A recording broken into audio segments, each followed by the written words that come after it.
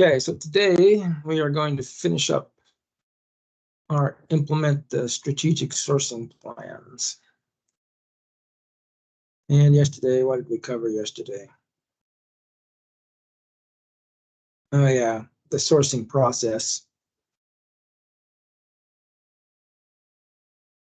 And oh, that was this guy right here, where we got data management, category strategy development, cost analysis, supplier selection, and supplier development. Now we're going to go down and pick up day 2. Looking at some of the conditions for sourcing strategies. Okay, so internal conditions. Internal organizational conditions related to sourcing strategies. So operational.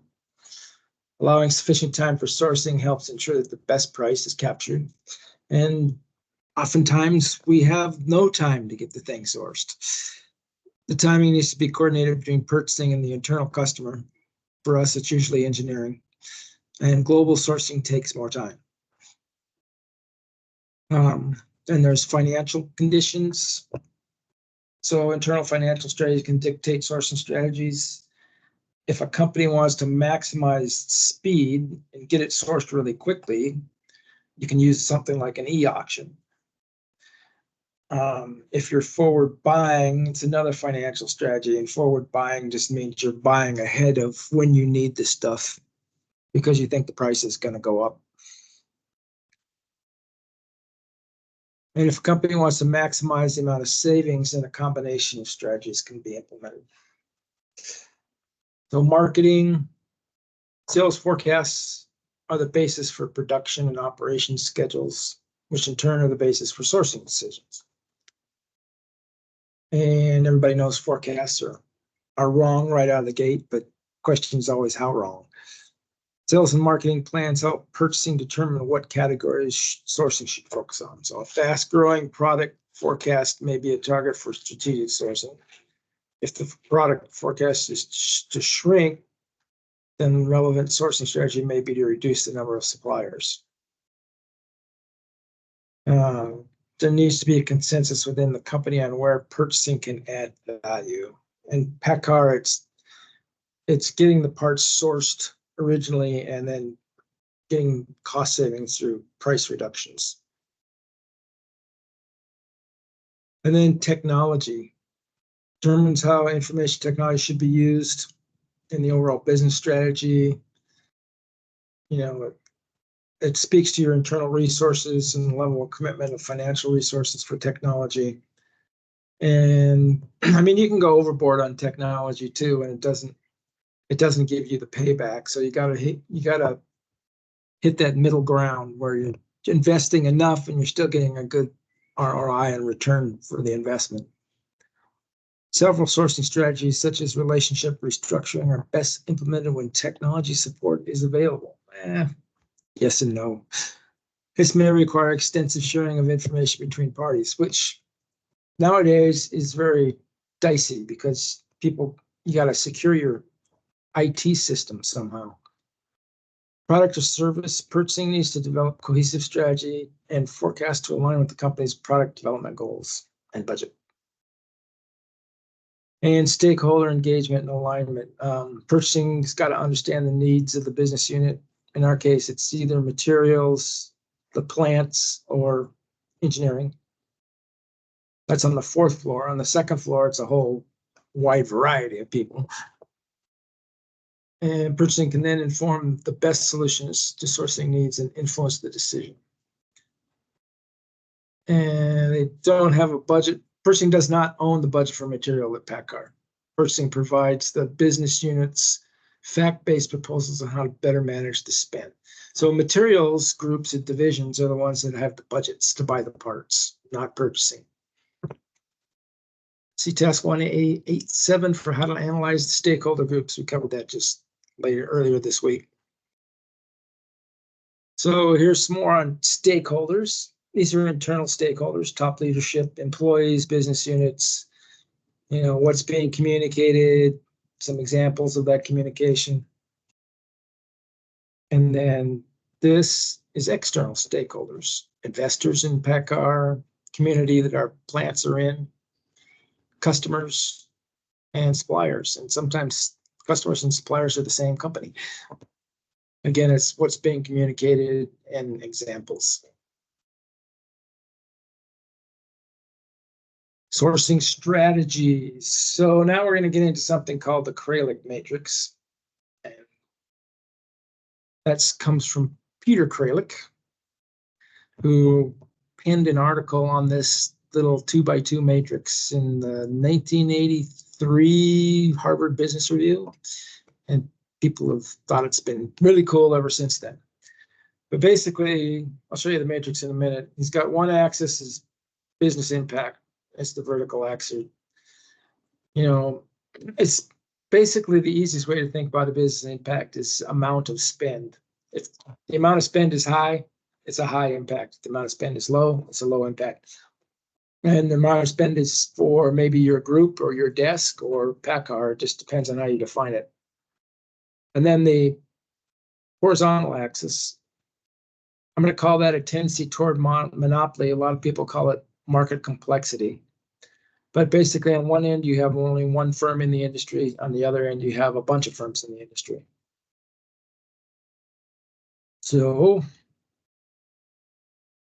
let's look at the Dale first. This is the Kraljic matrix. So you got a box here for leverage, over here strategic, critical, bottleneck, and tactical and non-critical.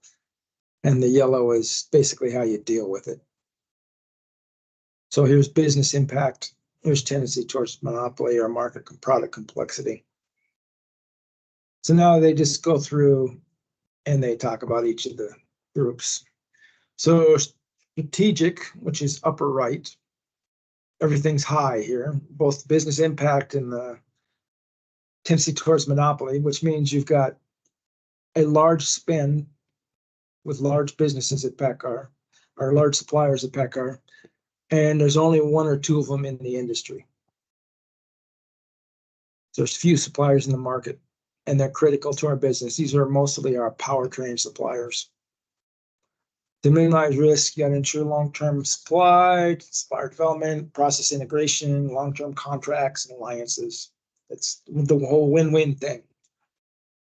And then on the top left is also high spend, but there's a number of suppliers in the in each industry. So here you can combine spend, you can seek multiple suppliers, you can trade once, you can work one supplier against the other because you have a lot of control here, where you don't in the strategic. And then bottlenecks, these are low spend, but there's only one or two suppliers in the industry, and they're just a pain in the neck. Seek a substitute if you can find one. Get engineering to eliminate them if possible. If not, try to do a long-term fixed price agreement. And then the fourth category is low spend and a number of companies in the industry. So this is shop supplies, a lot of stuff that indirect buys, office supplies, fasteners, that type of thing. And what you want to do here is simplify and streamline. You want the supplier to do all accounting and the ordering. Managed inventories, online catalogs, electronic storefronts, that kind of thing.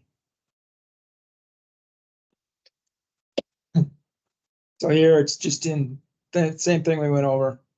It's just in a block form. This is the matrix that Kraljic came up with. And you'll see a lot of people switch the axes. So some of these swap leverage and bottlenecks up here and leverages down here, but and then they'll call it different stuff. But it's all the same thing. It's all the matrix that Kraljic came up with. So exploit purchasing power, focus on cost and minimize acquisition, process efficiently, minimize acquisition cost time, diversify, balance, exploit, ensure conditions and availability. And this one's ensure supply availability and eliminate in the long term. And here's some more tools by Quadrant. Just kind of what we've been talking about. So that's the Kraljic matrix. Then you'll see it over and over and over again because it's very popular in purchasing circles. And really what it does is it helps you focus your time and effort. You're going to focus on these guys, maybe some of these guys. And if you have to, you'll deal with these guys, and these guys you try to ignore. Implement a strategic sourcing plan with key tasks and responsibilities. So key tasks, got to have timelines, complex specifications, significant supplier qualification standards, ease of identifying the supply market. These are all tasks. Milestones, completed category strategy, you got meetings, events such as e-auctions, anything else that defines the pace of the sourcing event. You have to have some milestones. Resource requirements, software, individuals, plant visits, teardown requirements. And each key task has to have one or more people assigned to be responsible for completing it. And then you got to have a communication plan.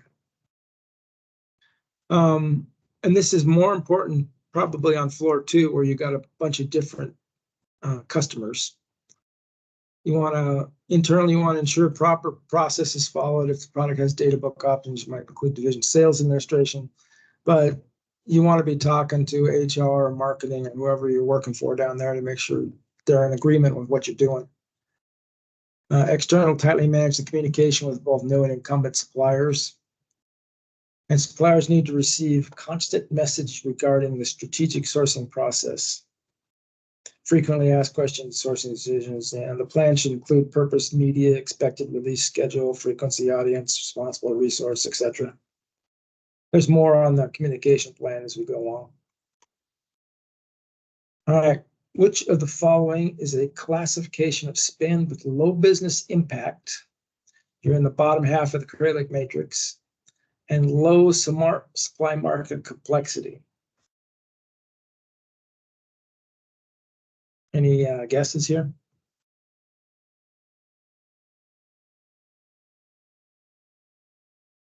So you should be with low business D, yeah, that's what I'm thinking. Low business impact, you're on the bottom half, and then low market complexity is many firms. You're on the left, should be non-critical or tactical.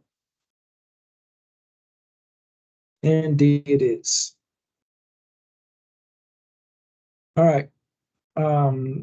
There's a case study if you want to do it. The answers are here on with the questions. Now we've got 5 questions to do. So why don't you pull them down? It's from yesterday's stuff that I posted. So it's this one. No, it's the answers. This one right here, questions for 1A8. Do 6 through 10. And we'll get back together at 2:20.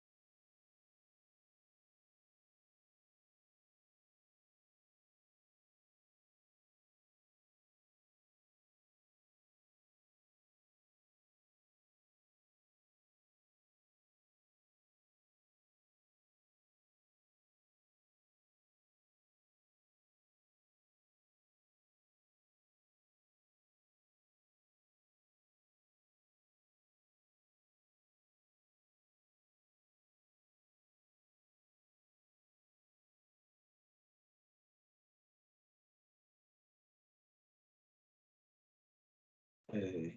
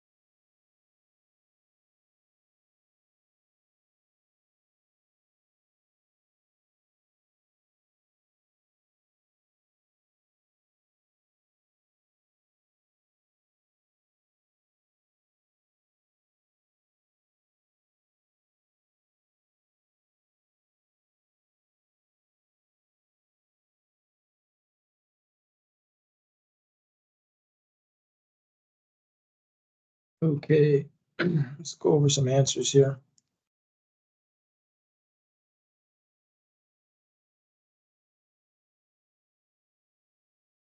Number 6, where are you at? Number 6 is Charlie, statistical process control. Doesn't go with the others. It's statistical control charts. 7 is also Charlie, purchasing in advance of a need in anticipation of price increases. Isn't called forward buying, it's a financial strategy. 8 is also Charlie, which supply management negotiates with suppliers, not the organization. Oh, I guess you got to read that one pretty careful. Direct the organization's negotiation strategy. I just don't like that. But they're trying to be tricky here. So they direct the negotiation with suppliers, not the organization. I would disagree, but okay. 9 is Charlie also. Although buying locally has benefits, it's not a fundamental objective. And 10 is Bravo. Milestones will allow the project manager to monitor the completion of key tasks. So in any of your purchasing projects, you usually will just use some milestones to make sure you're on track. All right, any questions? All right. Guys, have a good weekend. Thank you. Thank you. Have a good weekend, you too. Bye. Thank you. Bye.